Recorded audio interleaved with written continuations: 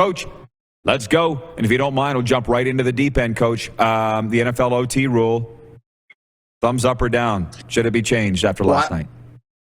I think after last night, there's going to be a discussion when the competition committee meets in this offseason. John Harbaugh's been a proponent of a thing they call spot and choose, which we used in the spring league as the overtime format. And if you think what we got now is hard, spot and choose is, you got to have a PhD to figure it out. So I don't know, I think the reality of it is this happened to the Chiefs a couple years ago when the Patriots, took the ball and scored, and Patrick Mahomes never had a chance after going up and down the field the whole game. The reality of it is that I don't know if there's any fair way other than just playing an extra quarter, and they don't like that because of, the concerns with player injuries and, the amount of time they're on the field and all of that. But it's the playoffs, and I think we need a better system than we have right now. Who has the best OT rules as far as you're concerned? Well, I think the ours in the CFL are about as good as you're going to get. In college football, the way it is, sometimes you see those scores, Rod, they get up in the 60s because nobody can stop anybody the format that they use. So in our situation where each team does have a chance to possess the ball, and each team, if you kick a field goal, now you've got to go down and score a touchdown. And so I think it's fair because you do have an opportunity to go on the field and, match whatever your opponent did. It's funny because early 2000s, I'm with the Riders. Henry Burris is our quarterback. Dave Dickinson's with the Stamps. We're going to overtime, and they're throwing like 6 touchdowns in a game and 600 yards, and those yardage were going to their stats. The next year, they didn't include it in their stat totals because it was so wild, but man, was it fun to watch. How did your picks work out, Coach? You know what? I was actually pretty good. I thought the Rams would go into Tampa and beat Tampa because Tampa was just so beat up. Mike Evans was the only legitimate wide receiver they had in the game. Scotty Miller flashed a little bit, but Scotty Miller's, a wide receiver 3 at best. And, Gronk lumbers around and he'll make some catches, but the pass rush from the Rams was just too good. Wirfs didn't play. And, the young kid they had in there just got chewed up. Aaron Donald is a man, and I mean a grown man. And, we see Von Miller really put his stamp on the game too. Snead, the GM with the Rams, has done a great job of going all in. They pushed all their chips in the middle of the table, went out and got Matthew Stafford, got OBJ, got Von Miller, and they've got they got stars on every side of the ball, and still Tampa made it tough on them. But I was happy for Matt Stafford because after all those years of being in Detroit and having no playoff wins, he's got more playoff wins in the last week than the Detroit Lions have had in 25 years.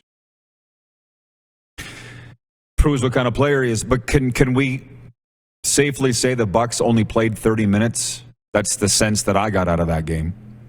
Yeah, they really started out just really didn't play very well at all in the first half. And defensively was where I thought they just didn't play with a lot of.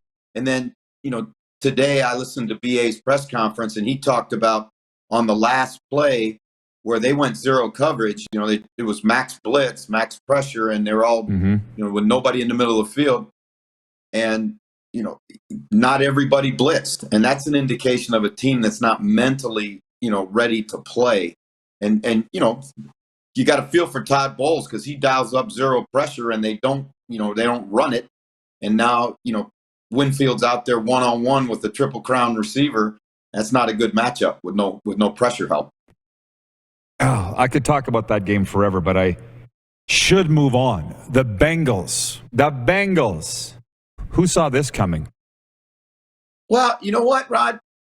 Here's the thing with the Bengals. The Bengals are playing with all house money now, right? They're playing loose and free. And, Joe Burrow is a unique talent. His dad, Jimmy, played in the CFL and coached in the CFL.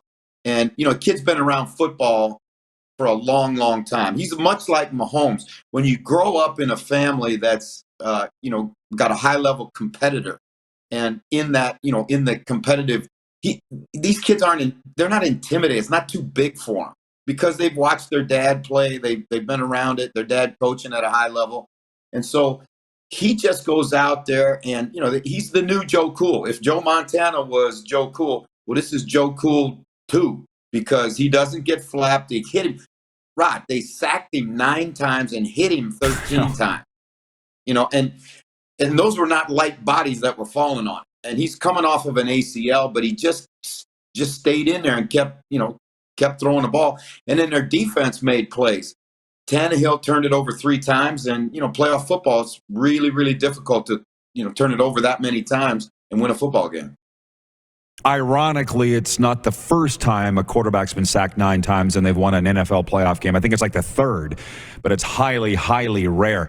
They tell me 90 seconds left for Packers 49ers. What's your breakdown of that game? Well, I just really felt like the 49ers, their defense was outstanding. Their pass rush, Bosa is special. They rushed 4 and they were, they're great problems for Aaron Rodgers. But, look at the Packers. The Packers are the same way. When they lost Robert Tonyan and, Cobb was a non-factor. He'd been hurt for a month. He was a non-factor. So all the Niners did was they just doubled Devontae Adams and Lazard and Valdez-Scantling. They're just not good enough to beat you. You look at the good teams, Rod, and I think this is in every professional league. You better have a quarterback, number one, but you better have weapons around that quarterback. And you look at the teams that are all playing now, Kansas City, multiple weapons. Cincinnati, multiple weapons. Rams, multiple weapons. So, again, I think it's going to be a great, great weekend of football coming up and a really, really good Super Bowl. The National Football League could not have had a better weekend than they had last weekend. 3 games finished. It was perfect. Walk-off kicks and an overtime classic. Perfect. Coach, we'll talk about it next week. Thanks for this. All right, guys. Take care. Hey, everybody. Thanks for watching the RP Show on YouTube. And don't forget, we're live daily on YouTube from noon to 2 Eastern. If you like what you see, hit subscribe. And if you like the program, check around for other segments of the Rod Pedersen Show here on YouTube.